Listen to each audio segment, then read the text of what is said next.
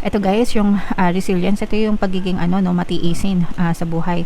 Huwag kayong mag-alala kasi yung mga sacrifices nyo guys, yung mga pagiging matiisin nyo, yung mga sakripisyo nyo para makamtan yung magandang buhay, mapapasain nyo din yan. Mga kapiksi, kumbaga ipagkakaloob at ipagkakaloob din sa inyo ni universe yung mga deserve nyo sa buhay. Basta magtiyaga lang tayo, magtiis, 'di ba? Kaya nga sabi sa atin, hanggang maiksi ang kumot, magtiis mamaluktot, pag mahaba na't malapad, tsaka na magunat-unat. So, habang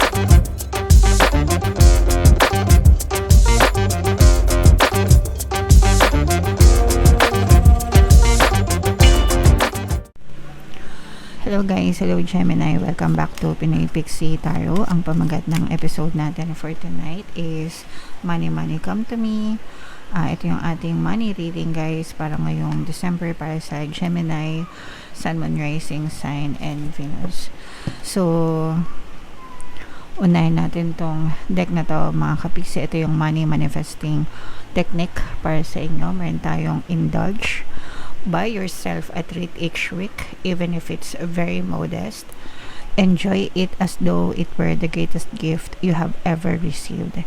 The universe will then provide many more gifts for you to enjoy. So, ibig sabihin nito guys, bigyan mo ng reward yung sarili mo, no? Bilan mo yung sarili mo ng mga bagay, pagkain, depende ko anong gusto nyong reward guys, okay? And enjoy nyo lang siya mga kapiksi. So, pwedeng every week, pwedeng every payday, o kaya naman pag-ipunan nyo kung malalaki talaga yung mga budget na kailangan nyo. Yung iba, every payday, no, bumibili sila ng mga bagong gamit, sapatos, bag, damit, or kung ano man. Yung iba naman guys, nagfa-fine dining sila sa mga restaurant, sa mga mamahaling restaurant. Parang yun na yung pinaka-treat nila sa sarili nila. Yung iba naman guys, nagpapaspa, nagpapaparlor, nagpapariban, diba? Tapos yung iba naman, as in malakihan, yung tipong nag-iipon pang travel, no? It's either travel local or travel abroad, pero talagang pinag-iiponan mga kapiksi. So, it doesn't matter kung kahit gaano kaliit or kahit gaano kalaki yung budget or yung trick nyo sa sarili nyo mga kapiksi. Ang importante is gawin nyo siya guys, regularly or even once in a while para maramdaman nyo na deserve nyo yung mga treat na yon, and the universe will give you more gifts for you to enjoy mga kapiksi. Kailangan natin enjoyin yung buhay natin guys, lalo na kung masisipag naman kayo mga kapiksi, no? Deserve nyo yan. Yung salitang deserve nyo yan mga kapiksi, hindi yan gasgas, no? Totoo yan, deserve nyo yan, kaya enjoy nyo lang mga kapiksi. Alright? Okay. So, yan yung money message for you guys. Shuffle natin to, hanapin natin yung energy ng Gemini at saka yung energy ng money.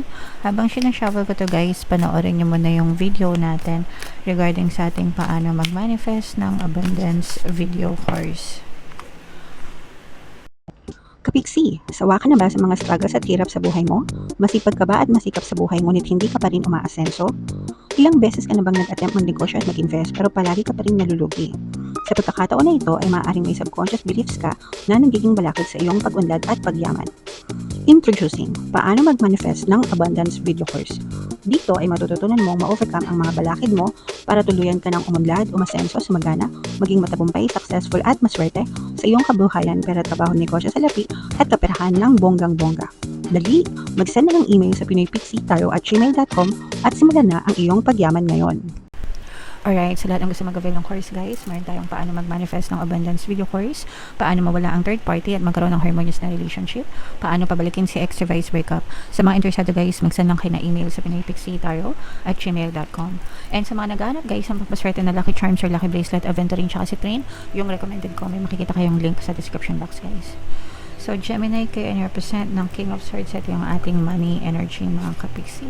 Latag natin yung spread nyo. Mayroon ditong presence ng fire sign, Aries, Leo, Sagittarius. For some of you, maaaring may fire element kayo sa inyong natal chart, or you may be dealing with another fire sign. So, ito guys, babasahin natin negative and positive mga kapiksi. Yung nakikita nating negative mga kapiksi, for some of you guys, medyo nagkakaroon ng konting gulo. Konting gulo. Parang gusto nyo magkaroon ng pagbabago in terms of your career mga kapiksi. Kasi for some of you, medyo nahihirapan kayo sa trabaho nyo. Kung kayo man ay nagtatrabaho guys, medyo nagkakaroon ng konting gulo, konting trouble sa workplace nyo. Pwedeng hindi mo makasundo yung mga katrabaho mo, pwedeng nabubuli kayo sa trabaho nyo, nabubuli kayo ng mga boss nyo or ng mga kasamahan nyo sa trabaho.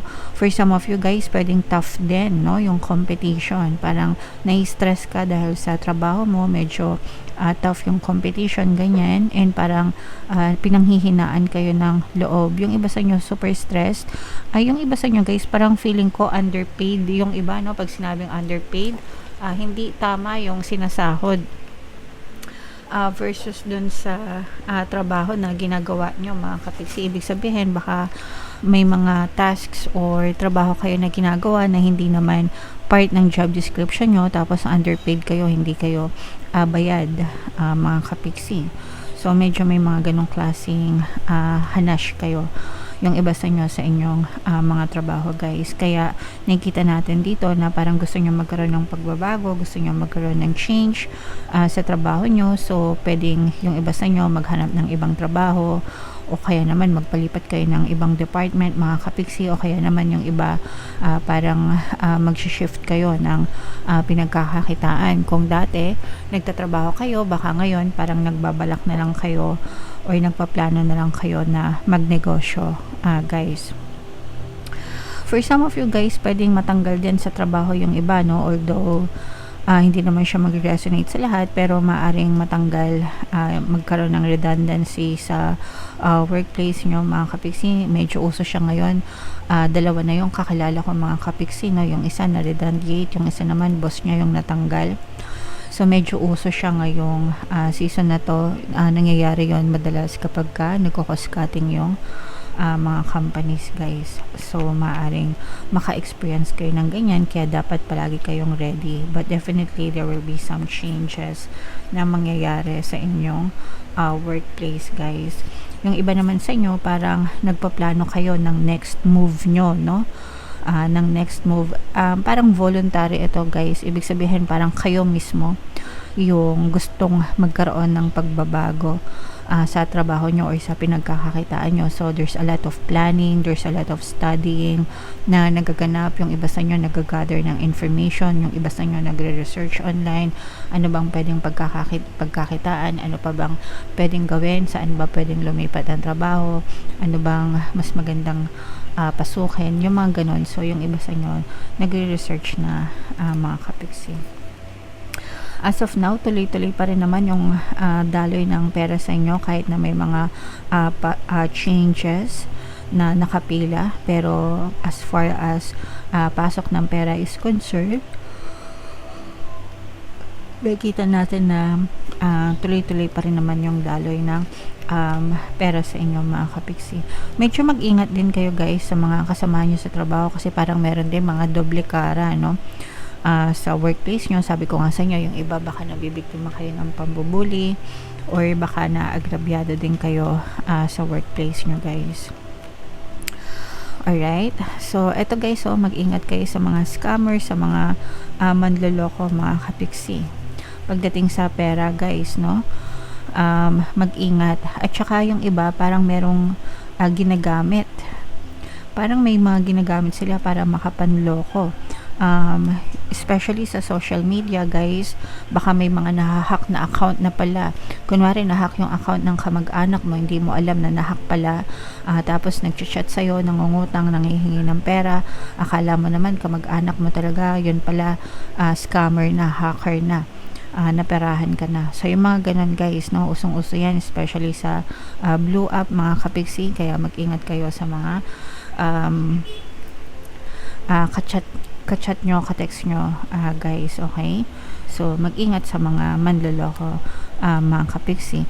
Kung kayo naman guys ay, ito naman ay panahon ng recovery for some of you. Kung kayo ay nakadanas ng mga financial problems, nagkaroon ng mga financial losses, nagkaroon ng mga problema sa pera, ito, makaka-recover kayo at saka mabilis, no? Mabilis kayong makaka-recover. Mabilis kayong makakabangon, mabilis kayong makaisip ng paraan, mabilis kayong makaka-recover, mabilis kayong makakahanap ng solusyon, mga kapiksi, para makabawi ang inyong kabuhayan and maituguyod nyo ulit ang inyong pamumuhay, guys. Okay? Tsaka may mga tao din na tutulong sa inyo, no? Mga hindi nyo inaasahan, hindi nyo ina-expect, may mga taong tutulong sa inyo para kaya mas mabilis talaga yung pag-recover nyo, guys. Okay? Alright, so i-main nyo na yan sa comment section. Recovery, pagbangon, pagbawi, itong mga tulong na to, mga kapiksi, at saka yung mga magandang daloy ng pera, yung mga positive changes, yan. I-main nyo na sa comment section, guys. Bunot lang tayo ng isa pang additional na mensahe sa inyo, Gemini. Ito guys, yung resilience, ito yung pagiging matiisin sa buhay. Huwag kayong mag-alala kasi yung mga sacrifices nyo guys, yung mga pagiging matiisin nyo, yung mga sakripisyo nyo para makamtan yung magandang buhay, mapapasa inyo din yan. Mga kapiksi, kumbaga ipagkakaloob at ipagkakaloob din sa inyo ni universe yung mga deserve nyo sa buhay. Basta magtiyaga lang tayo, magtiis, 'di ba? Kaya nga sabi sa atin, hanggang maiksi ang kumot, magtiis mamaluktot, pag mahaba na't malapad, tsaka na magunat-unat. So, habang maiksi pa yung mga kumot natin, guys, tiis-tiis muna. Dadating at dadating naman din talaga yung time na makakapag-unat-unat na tayo and magiging okay din ang lahat para sa inyo, Gemini. Sabi ko nga sa inyo, guys, ito yung panahon ng recovery, no? So, makaka-inat-inat din kayo, bibigyan kayo ng chance na ni universe na makabawi sa buhay na din, guys. Okay? Alright. Konting tiis lang, Gemini. So, yeah. Comment down below, Gemini, if feeling nyo naka-resonate kayo dyan. Yung magaganda guys, i-main nyo na sa comment section. Ito yung ating 2026 kapalaran. Ito naman yung ating success stories ng paano mag-manifest ng abundance video course. Click here to subscribe, guys. Thank you for liking, sharing, and subscribing. See you next time. I love you all. Have a nice day. Bye-bye.